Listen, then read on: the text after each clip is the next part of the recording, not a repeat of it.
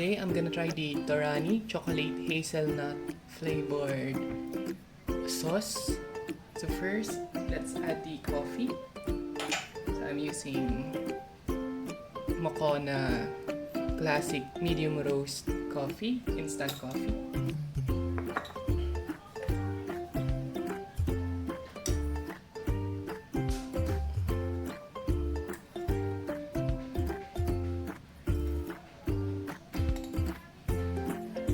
Now let's add sugar.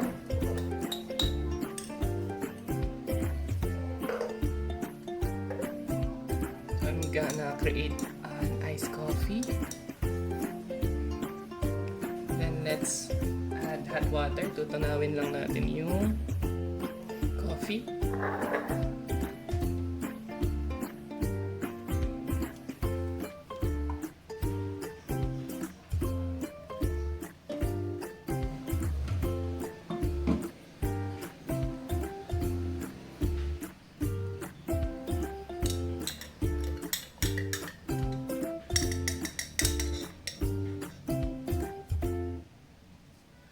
Now let's add ice.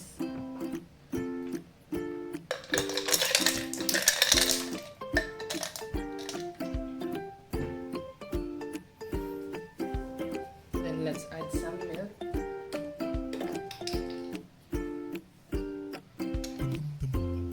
I'm using fresh milk for this one.